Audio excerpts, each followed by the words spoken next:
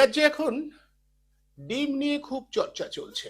এমনিতে mid day মিলে ডিম দেওয়া বন্ধ হয়েছে, সোয়াবিন দেওয়া হবে। কেউ কেউ বলছেন যে আমেরিকার সঙ্গে কোনো একটা চুক্তি আছে, সোয়াবিন দিতে হবে, তার জন্য ইসকনকে জুড়ে নেওয়া। এসব তো বলে যারা সরকারের সমালোচক, তারা এমনটা বলে। অন্যদিকে ডিমের নামে জনরোষ, একটা মাখামাখি সম্পর্ক, জনরোষের সঙ্গে ডিমের একেবারে মাখামাখি সম্পর্ক। ডিম নিয়ে রাস্তায় নাকি মানুষ নেমে আসছে, যারা দুর্নীতি করেছে এ রাজ্যের শাসনের থেকে, যারা দিনের পর দিন দুর্নীতি করেছে, তাদের নাকি ডিম মেরে শিক্ষা দিচ্ছে মানুষজন। মানুষজনের এতটাই রোষ। অথচ কি আশ্চর্য দেখুন, কেউ কেউ বলছে, এবং আমরাও দেখছি, আমরা যারা যুক্তি বুদ্ধি একটু সচল রেখেছি, তারা দেখছি যে যারা দুরাচার করেছে বলে অভিযোগ, এরা যে 15 বছর ধরে যারা শাসন ক্ষমতায় ছিল, নানা দুর্নীতির অভিযোগ তাদের বিরুদ্ধে রয়েছে। এবং তাদের মধ্যে যারা যারা আবার এই মুহূর্তে বিজেপির অনুগত হয়ে গেছে, তাদের দিকে কিন্তু ডিম বর্ষিত হচ্ছে না। কি আশ্চর্য না? কোথায় ডিম পড়বে আর কোথায় পড়বে না, সেটা যেন কি এক অদ্ভুত নিয়মে নির্ধারিত হয়ে যাচ্ছে। কেন হলে ভাবুন, ববি হাকিম, জাভেদ খান, অরূপ বিশ্বাস, এরা এই তথাকথিত ডেমোক্রেসি থেকে কিভাবে যেন বেঁচে যাচ্ছেন। আমরা ঠিক এখানেই বুঝতে চাইছি আসলে ডিম বা ডেমোক্রেসি বলে যেটাকে বলা হচ্ছে, সেটা আসলে ওই ডেমোক্রেসির প্রতিহত করার একটা উপায় না তো। আমাদের আশঙ্কা হচ্ছে ডেমোক্রেসি বা গণতন্ত্রকে চেপে দেওয়ার জন্য এই ডেমোক্রেসি, এটাকে সামনে আনা হচ্ছে না তো। আমাদের আশঙ্কা হচ্ছে, বিশ্বাস করুন, আমরা শুধু আশঙ্কা প্রকাশ করছি মাত্র। চারপাশে যা যা হচ্ছে ভেবে দেখুন। রাম মন্দিরে অত বড় দুর্নীতি, কোটি কোটি টাকা দুর্নীতি হয়ে গেল, একের পর এক প্রশ্নপত্র ফাঁস হচ্ছে, কত কত ছেলেমেয়েরা আত্মহত্যা করছে, জনরোষ সেভাবে দেখা যায় না। অথচ এই আমাদের রাজ্যে জায়গায় জায়গায় সবাই ডিম নিয়ে উপস্থিত, জনরোষ তারা দেখাচ্ছেন। কি আশ্চর্য! আজকেই খবর পেলাম ককরোচ জনতা পার্টি, যারা নতুন করে সমাজ মাধ্যমে একটা সংঘবদ্ধ হওয়ার ডাক দিয়েছিল, তারা অনশন করছিলেন, তাদের মধ্যে 26 বছরের একজন দীর্ঘ 8 দিন অনশন করবার পরে আজ নাকি তার মৃত্যু হয়েছে। আমাদের দেশের জনরোষ সেসব দেখে কেন জাগে না? আর এই যে স্ক্রিনে আমি এখন যে ছবিটা দেখাচ্ছি, এটা হচ্ছে আমাদের রাজ্যের একজন এমপি, মহুয়া মৈত্র। মহুয়া মৈত্রের বিরুদ্ধেও ডিম থেরাপি প্রয়োগ করা হয়েছে। মহুয়া মৈত্র অবশ্য তার এক্স হ্যান্ডেলে একেবারে পরিষ্কার বিষয়টা সামনে নিয়ে এসেছেন। তিনি একেবারে সময় ধরে ধরে তথ্য দিয়ে দিয়ে দেখিয়ে দিয়েছেন যে আসলে কিভাবে পুলিশ গোটা বিষয়টাকে প্ররোচনা দিয়ে চলেছে বা নীরব থেকে এটাকে উৎসাহিত করছে। এবং যারা এসেছিলেন তারা যে আসলে একটি নির্দিষ্ট রাজনৈতিক দলের সমর্থক, মহুয়ার একের পর এক যে ছবিগুলো তিনি দিয়েছেন তা থেকে প্রমাণিত হয়ে যাচ্ছে। এখন একজন সাংসদ, তার যদি এই রকম অবস্থা হয়, তিনি যদি পুলিশ প্রশাসনের কাছ থেকে কোনো সহযোগিতা না পান, অথচ তারই দলের কিছুদিন আগে পর্যন্ত যারা ছিলেন তারা কি দিব্যি অন্য দলের নাম লিখিয়ে তারা দিব্যি আছেন। কি চমৎকার না? দুরাচার দুর্নীতির জনরোষ বলা হচ্ছে, অথচ মূল্যায়ন করবার সময়, বিচার করবার সময় দুরকম রীতি জনগণ ঠিক করছে, সাধারণ মানুষ রাস্তায় নেমে এগুলো ঠিক করছে। আমরা গোটা বিষয়টাকে শুধু দেখে যাচ্ছি। এছাড়া কি করতে পারি বলুন? আমরা তো এই বিষয়গুলোর উপর শুধু টিপ্পণী করতে পারি, শুধু সাধারণ মানুষকে বলতে পারি দেখুন এইগুলো ঘটছে, আপনারা ব্যবস্থা নিন, আপনাদের ব্যবস্থা নেওয়া উচিত। আর যারা সমর্থন করতে চাইছেন এই গোটা বিষয়টাকে, যারা বলছেন যা হচ্ছে ঠিক হচ্ছে, তাদের জন্য বলবো অন্তত ভাবুন, যা যা হচ্ছে আমাদের গণতন্ত্রের জন্য, আমাদের ব্যবস্থাপনার জন্য, আমাদের সংবিধানের জন্য, যা যা ঘটছে, একদিন এগুলো আপনাদের বিরুদ্ধেই প্রযুক্ত হয়ে যাবে না তো? যে ছেলেটা আজ 8 দিন ধরে অনশন করবার পরে বেঘরে মারা গেল, তার জন্য যদি যন্ত্রণা অনুভব করতে না পারেন, তাহলে কিন্তু সত্যি কথা বলতে কি আমাদের সংবেদনশীলতা, আমাদের ব্যবস্থাপনার যা কিছু ভালো, তা নিয়ে খুব সংশয় জাগছে, ভীষণ সংশয় জাগছে। আসুন আমরা শুধু সংশয় আর আশঙ্কার জায়গা থেকে কিছুটা আলোকপাত করবার চেষ্টা করি। এছাড়া তো আমরা কিছু করতে পারি না। আমরা ঘটনাগুলো দেখিয়ে দিতে পারি এইগুলো ঘটছে, তারপর সিদ্ধান্ত নেবার পালা অবশ্যই দর্শকের, সাধারণ মানুষজনদের। এ বিষয়ে আলোচনা করবার জন্য আজ যাদের আমন্ত্রণ জানিয়েছি, আসুন পরিচয় করিয়ে দিই। প্রথম আমার সঙ্গে ঠিক এই মুহূর্তে রয়েছেন সিপিআইএমএল লিবারেশনের কর্মী চন্দ্রাস্মিতা চৌধুরী, এবং আমার সঙ্গে রয়েছেন দীর্ঘদিনের সাংবাদিক রূপম চট্টোপাধ্যায়। আপনাদের দুজনকেই আমি আমার এই অনুষ্ঠানে স্বাগত জানাচ্ছি। আমি চন্দ্রাস্মিতার কাছে প্রথম আসি। চন্দ্রাস্মিতা, গোটা বিষয়টা যেভাবে আমরা দেখছি, মহুয়া মৈত্র ঘন্টাখানেক ধরে তিনি গোটা বিষয়টা তার এক্স হ্যান্ডেলে রাখছেন এবং সময় ধরে ধরে বলছেন যে এইগুলো ঘটছে। এই যে বলা হচ্ছে জনরোষ, জনরোষের নামে এই যে এইগুলো ঘটানো হচ্ছে, কোথাও মনে হয় না এখনো যদি মানুষ এটাকে প্রতিহত না করে? আমি বারবার বলছি যে প্রশাসনের ব্যর্থতা তো ইঙ্গিত, তা প্রশাসনের ব্যর্থতা এটা যদি সরকার না মানে এবং সাধারণ মানুষও যদি এই ভাবনায় উল্লসিত হয়, সেটা গণতন্ত্রের জন্য খুব ভালো লক্ষণ। একেবারেই নয়। আমরা, আমাকে শোনা যাচ্ছে তো? একেবারেই নয়। আমরা দেখতেও পাচ্ছি সেটা যে একের পর এক ঘটনা ঘটছে এবং সেখানে পুলিশ প্রশাসন থাকলেও এখানে মহুয়া মৈত্রর ভিডিওটা যদি একটু আমরা মন দিয়ে দেখি তাহলে দেখব যে সেটাতে মহুয়া মৈত্র বলছেন যে সিআরপিএফ ছিলেন ওখানে দাঁড়িয়ে, কিন্তু তারা একদম দর্শক হয়ে আছে, তারা কোনো রকম কোনো সহযোগিতা কিছু করছেন না। আমরা অবাক হয়ে গেছিলাম যখন কৃষ্ণনগরের এক শিক্ষিকা সুচিত্রা ঘোষ, তার বাড়িতে গিয়ে আমরা অবাক হয়ে গেছিলাম। তিনি সেভাবে তৃণমূল কোনো নেতা নন, তিনি একজন শিক্ষিকা। তাকে দেখেছিলাম যে তাকে বাড়ি থেকে বের করে এনে যেভাবে তার উপরে মব লিঞ্চ করা হয়েছিল, ডিম ছোড়া হয়েছিল, এবং শুধু সেটাই নয়, তাকে সাদা থান পরিয়ে দেওয়া থেকে শুরু করে এই ভিডিও আমাদেরকে কিন্তু নাড়িয়ে দিয়েছিল। আমরা কৃষ্ণনগরের সুচিত্রা ঘোষের সঙ্গে আমরা দেখা করতে যাই এবং আমরা অবাক হয়ে যাই যে তাকে যেভাবে ওখানে অসম্মান করা হয়েছে, তাকে যেভাবে তার মর্যাদা যেভাবে হানি করা হয়েছে। আমরা মনে করি যে এটা কিন্তু একটি গণতান্ত্রিক দেশে চলতে পারে না। যে গুন্ডামি আসলে বিজেপির গুন্ডা বাহিনী শুরু করেছে সেটা কিন্তু ভয়ঙ্কর। তারা পুরো এই যে মব লিঞ্চ, আজকে মব লিঞ্চিং এর যে একটা থেরাপি তারা শুরু করেছে, সেই থেরাপিটা কিন্তু মানে গণতন্ত্রের জন্য অত্যন্ত একটি আশঙ্কার বিষয়। এবং আমরা আশঙ্কা করছি যে এই ধরনের যেটা ঘটে চলেছে, ঠিক আছে, একজন সাংসদ, একজন মহিলা, এবার সেখানে দেখা যাচ্ছে তাকেও রেয়াত করা হচ্ছে না, একজন দেখা যাচ্ছে শিক্ষিকা, তাকেও রেয়াত করা হচ্ছে না, শুধুমাত্র তৃণমূল করেন বলে তাকে যেভাবে তার উপরে অত্যাচার নামিয়ে আনা হয়েছে। আমরা দেখতে পাচ্ছি যে ফলতায় যদি দেখবো যে কোমরে দড়ি পরিয়ে, হাইকোর্ট বলা সত্ত্বেও সেখানে কোমরে দড়ি পরিয়ে ঘোরানো হচ্ছে, এবং মহিলারা যখন প্রতিবাদ করতে যাচ্ছে তখন তাদের উপরে ইউএপিএ নামিয়ে আনা হচ্ছে। আজকে এই যে সামগ্রিকভাবে পশ্চিমবঙ্গে যে রাজত্ব তৈরি হয়েছে সেটা কিন্তু একটা ভয়ঙ্কর দিকে যাচ্ছে। এবং এই মব লিঞ্চের নামে আজকে যেটা তৈরি করা হচ্ছে, এই মব জাস্টিস কিন্তু গণতন্ত্রকে হত্যা করছে, এবং এটা এখানে থামবে না।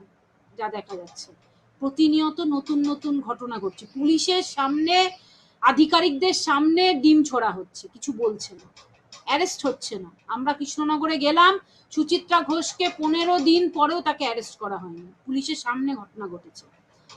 তো এটা তো গণতন্ত্রের যে অবস্থা, আমরা 4 তারিখে বিজেপির ক্ষমতায় আসার পর থেকে যে গণতন্ত্রের যে অবস্থা আমরা পশ্চিমবঙ্গে দেখতে পাচ্ছি, সেটা তলানিতে গিয়ে ঠেকছে। এটা তো মেনে নেওয়া যায় না। পশ্চিমবঙ্গের মানুষ, গণতান্ত্রিক মানুষের কাছে আমাদের আবেদন। চন্দ্রমিতা, আমার একটা প্রশ্ন, কোথাও কি এটা মনে হচ্ছে যে আসলে দুরাচার অনাচার করেছে 15 বছর ধরে, এটার অজুহাতে যে কোনো প্রতিবাদ, যে কোনো প্রতিরোধকে দমিয়ে দেওয়া, মানুষ যাতে রাস্তায় নামতে না পারে সেই রকম একটা পরিবেশ না না, পরিমণ্ডল তৈরি করা? 15 বছর যারা অন্যায় করেছে, 15 বছর যারা দুর্নীতি করেছে, তাদের বিরুদ্ধে তো আইন আছে, তাদের বিরুদ্ধে তো আইন আছে, তাদের বিরুদ্ধে পুলিশ আছে, প্রশাসন আছে, বিচার ব্যবস্থা আছে, তার মধ্যে দিয়ে করা হোক। আমাদের বক্তব্য খুব পরিষ্কার যে একটা আইনি ব্যবস্থা আছে, যেই আইনি ব্যবস্থার মধ্যে দিয়ে যদি কারোর বিরুদ্ধে কোনো কমপ্লেন থাকে, দুর্নীতির অভিযোগ থাকে, তাহলে সেটা আইনের মধ্যে দিয়ে হোক। এটা তো কোনো জাস্টিসের পদ্ধতি হতে পারে না, এই মব জাস্টিস তো কোনো পদ্ধতি হতে পারে না যে সেখানে দাঁড় করিয়ে এভাবে। মহুয়া মৈত্রকেও দেখছিলাম, তিনি যেভাবে লড়ে গেছেন সেদিন, সত্যি এটা সাহসের বিষয়। যে আমরাও দেখতে পাচ্ছি যে যে কোনো জায়গায় আমরা তো আশঙ্কা করছি আজকে যে কোনো জায়গায় দেখা যাবে যে যে কোনো আমাদের মতন অ্যাক্টিভিস্টরাও এরকম হিংসার মুখোমুখি হতে পারে। ঠিক আছে, আজকে এখানে দাঁড়িয়ে থাকবে না ব্যাপারটা। আজকে যদি এটার বিরুদ্ধে না বলা যায়, তাহলে কিন্তু এটা কিন্তু আগামী দিনে এটা এক্সটেন্ড হবে। আমরা দেখতেও পাচ্ছি সেটা, আমরা দেখতেও পাচ্ছি যে বিভিন্ন অন্য জায়গায় যেখানে বিজেপির রাজত্ব আছে, সেখানে আমরা এই মব জাস্টিস, এই মব ভায়োলেন্স, জাস্টিস বলাটা ভুল, এটা মব ভায়োলেন্স, এই ভায়োলেন্স আমরা সংখ্যালঘু মানুষদের উপরে হতে দেখেছি। এবং তাদের মানে তারা কি খাবেন, তারা কি পড়বেন, তারা কি বলবেন, তারা কি ধর্মাচরণ করবেন, তার জন্য তাদের উপরে মব ভায়োলেন্স দেখেছি, উত্তরপ্রদেশে দেখেছি, আসামে দেখেছি, এবং আজকে এটা আমরা পশ্চিমবঙ্গে দেখছি। এটা এটা তো এখানে থামবে বলে তো আমাদের মনে হচ্ছে না। এবং গণতন্ত্রের যে অবস্থা গিয়ে আসলে দাঁড়িয়েছে, এরা ক্ষমতায় আসার আগে বলতো যে পশ্চিমবঙ্গে গণতন্ত্র নেই, আজকে কি বলা হবে? আজকে তো গণতন্ত্র একেবারেই দেখা যাচ্ছে যে কোনো গণতান্ত্রিক কোনো কাঠামোই নেই, পুলিশের সামনে ডিম ছোড়া হচ্ছে যেখানে দাঁড়িয়ে। একদম। তো সেটা তো গণতন্ত্রের মনে হচ্ছে, গণতন্ত্রের যে শেষ যে জায়গাটা, সেটাও নষ্ট হয়ে যাচ্ছে।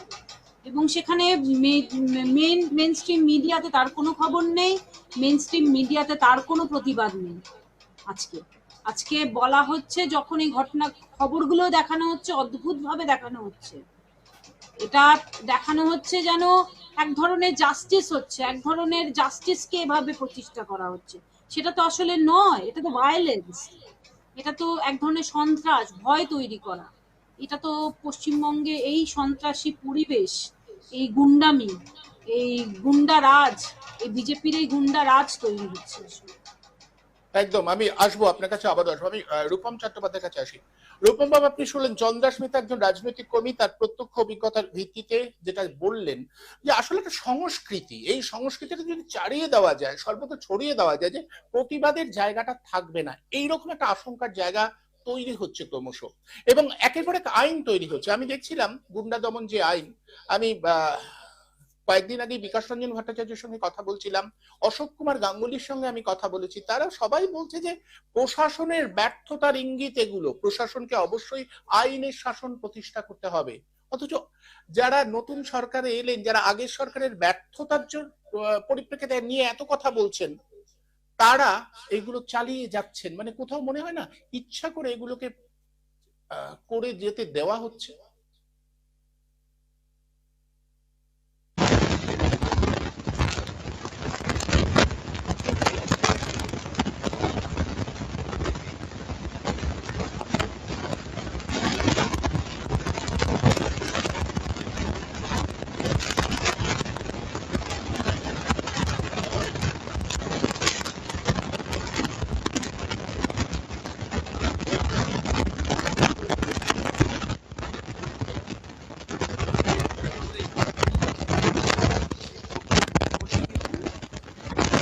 হেডফোনের সমস্যা আছে, শোনা যাচ্ছে না।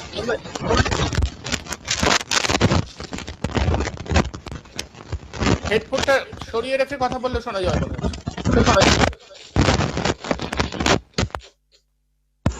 হ্যাঁ হ্যাঁ, এবার শোনা যাচ্ছে।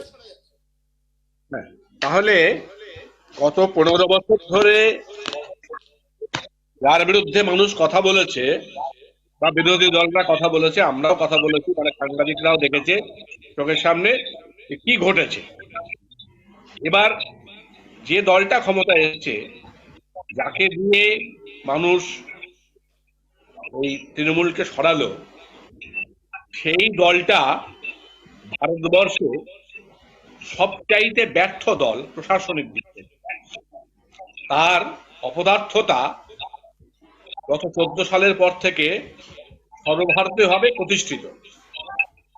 এবং যদি এই কেন্দ্রীয় সরকার এবং বিভিন্ন জায়গায় যে ডবল ইঞ্জিন সরকার, আসামে দেখছি, ত্রিপুরায় দেখছি, ছত্তিশগড়ে দেখছি, মধ্যপ্রদেশে দেখছি, তাহলে কিন্তু একটা ব্যাপার আমরা পরিষ্কার বুঝে নেব, হরিয়ানায় দেখেছি যে এই সরকার মানুষের কোনো সুরাহা, দেশের কোনো ভালো, সমাজের কোনো ভালো তারা করতে পারবে না। শুধু একটা বিষয় ধরি, নারী নিরাপত্তা। নারী নিরাপত্তা নিয়ে আজকেই দেখছিলাম ওই উত্তরাখণ্ডের যিনি মহিলা কমিশনের চেয়ারপারসন, তার সাথে সাংবাদিকদের একটা সাংবাদিক বৈঠক হচ্ছে। তো তাতে বলেছে যে এখন যে রিসেন্টলি ন্যাশনাল ক্রাইম রেকর্ড ব্যুরোর যে রিপোর্ট এসছে, তাতে পরিষ্কার বলছে যে উত্তরাখণ্ডে আর ইউপি হচ্ছে নারী নির্যাতনের শীর্ষ। নারীদের বিরুদ্ধে সংগঠিত অপরাধে প্রথম একেবারে টপে হচ্ছে এরা। তো তার উত্তর দিচ্ছেন চেয়ারপারসন, বিজেপির লোক, বলছেন মহিলার সংখ্যা অনেক বেড়ে গেছে, তাই অর্থাৎ মহিলার সংখ্যা বেড়ে গেছে বলে মহিলাদের উপর অত্যাচারও বাড়বে, অপরাধও বাড়বে। এই হচ্ছে তার জবাব। পশ্চিমবাংলাতেও নারী নিরাপত্তার কথাটা মুখ্যমন্ত্রী বারবার বলেন, দিনে রাতে মা এবং বোনদের নিরাপত্তা। তো বহুহত কারো বোন, কারো স্ত্রী, কারো তো একটা, কারো দিদি, তার তো একটা পরিচয় আছে। সবচেয়ে বড় কথা একজন এমপি। হ্যাঁ হ্যাঁ, এমপি একজন নির্বাচিত, কিন্তু তার সঙ্গে তার একটা সামাজিক পরিচয় আছে, এবং তাকে রেহাই দেয়া হচ্ছে না, সে রেহাই পাচ্ছে না। এবং যারা করছে সংগঠিতভাবে বিজেপির কিছু গুন্ডা, বিজেপির পতাকা হাতে নিয়ে তারা এই দুষ্কর্মগুলো করে যাচ্ছে পুলিশের চোখের সামনে। এবং যতক্ষণ পুলিশ থাকে ততক্ষণই এই গন্ডগোলগুলো করছে। পুলিশ চলে গেলে পরে তারা আর এই গন্ডগোল করার সাহস পায় না, আর যদি আবার সাধারণ পাবলিক এসে পেটায় সেই ভয়টাও আছে। যতগুলো জায়গায় গন্ডগোল হয়েছে সব জায়গায় কিন্তু লোকাল পুলিশ এবং আধা সামরিক বাহিনী তাদেরকে ঘিরে রেখেছে একরকম, যে তোমরা বেআইনি কাজ করো, আক্রমণ করো, ডিম ছোড়ো, ঢিল ছোড়ো, গোবর ছোড়ো, যা খুশি ছোড়ো, আমরা আছি, কোনো ভয় নেই। এটাই পশ্চিমবাংলার নতুন সরকারের ঘোষিত নীতি এটা, এবং এটা পরিকল্পনা করে করছে। অথচ ভাব দেখাচ্ছে যে আমরা গুন্ডা দমন করবার জন্য আইন ছিল না বলে কিছু করতে পারেনি। আমরা রশিদ খানকে দেখেছি বউবাজার বিস্ফোরণ মামলার যা প্রচলিত আইন ছিল, সেই আইনেই তার দীর্ঘ কারাবাস হয়েছে। সিপিএম এর দুলাল মুখার্জিকে দেখেছি, জোড়া খুনের দুলাল, সেও সময় দমদমের দুলাল, সেও জেলে ছিল। ফলে প্রচলিত আইনেই কিন্তু এই সমস্ত বিহিত করবার ব্যবস্থা আছে, নতুন আইনের দরকার হয় না। কিন্তু শুভেন্দুর আইন খুঁজে না পেয়ে ভাবলো নতুন একটা আইন তৈরি করুন, এবং আইন তৈরি করে প্রথম যে ক্লসটা জুড়লো সেটা হচ্ছে সন্দেহজনক কাউকে মনে হলে, কেউ অপরাধ করতে পারে ধারণা করলে, তাকে 1 বছর বিনা বিচারে আটকে রাখা যায়, যেটা সার্বিকভাবে সংবিধান বিরোধী, আইন বিরোধী, দেশের স্বাধিকারের বিরোধী। এবার এটা সবাই বলছেন, এটা যে মাত্র বিকাশ ভট্টাচার্য বলছেন উনি সিপিএম করেন তা নয়, অনেক সাধারণ আইনজীবী যাদের সাথে আমরা সারাদিন কথা বলছি প্রত্যেকেই বলছেন যে এটা আইনানুগ নয়, এটা সংবিধান বিরোধী। এভাবে একটা স্বাধীন দেশে কোন একটা মানুষকে সন্দেহের বশে 1 বছর আটকে রাখবো, তারপরে তার বিচার হবে, এটা করা যায় না। এবার আগে টাটা ছিল, কংগ্রেস আমলে নিশা ছিল পরে, এবং তারও পরবর্তীকালে যে সমস্ত ইউএপিএ হয়েছে, একটার পর একটা কালা কালা আইন জারি করে, ইউপি আইনকে আবার বিজেপি এসে সংশোধন করেছে, করে মূল উদ্দেশ্য হচ্ছে মানুষকে বিনা বিচারে আটক করা। এবার এগুলো যে আইনগুলো ছিল, সেই আইনগুলোর বিরুদ্ধে যখন কথা হয়েছে, তখন অসংখ্য বিজেপি নেতা এই আইনের বিরুদ্ধে কথা বলেছে, সুব্রমণিয়াম স্বামী থেকে শুরু করে অনেকেই। কিন্তু এখন মুশকিল হচ্ছে, এখন আর সেগুলো ভুলে গিয়ে তারা নিজেরাও সেই আইনগুলোকে বলবৎ করছে, নতুন করে আইন তৈরি করছে, অথচ মানুষের নিরাপত্তা কমছে, মহিলাদের নিরাপত্তা কমে যাচ্ছে। এবং তারা তৃণমূলের দিক থেকে, তৃণমূলের বিরুদ্ধে অভিযোগ আছে, ঠিক আছে, দুর্নীতি করেছে, ঠিক আছে, চুরি করেছে, ঠিক আছে, তার বিরুদ্ধে আইনের ব্যবস্থা হোক, মানুষ এটাই চাইছে। যেমনি দেবরাজ অ্যারেস্ট হয়েছে, মানুষ খুব খুশি, হ্যাঁ 200 কোটি টাকা সম্পত্তি করেছে, তার বিরুদ্ধে ব্যবস্থা নেই। কিন্তু যার বিরুদ্ধে অভিযোগ নেই বা অভিযোগ তৈরি করা হচ্ছে, সেই অভিযোগগুলো আইনানুগ ভাবে বিচারের আওতায় এনে তারপরে বিচার হোক। তা না করে কিছু বিজেপির গুন্ডা, তারা মাথায় লাল গেরুয়া ফেটকি, কপালে তিলক কেটে, পান পরাগ মুখে দিয়ে ফুক করে উগলে দিচ্ছে, তারপরে বলছে জয় শ্রীরাম। জয় শ্রীরাম বলার আগে শ্রীরামের মুখে থুতু দিচ্ছে, এই হচ্ছে তাদের অ্যাটিটিউড। এবং তারপরে সে ডিম ছুটছে। মিড ডে মিলে বাচ্চাদের ডিম বন্ধ করে দেওয়া হয়েছে, ডিমের দাম বাজারে বাড়ছে, আর তারা সারা গোটা রাজ্য জুড়ে তার ডিম ছুঁয়ে যাচ্ছে।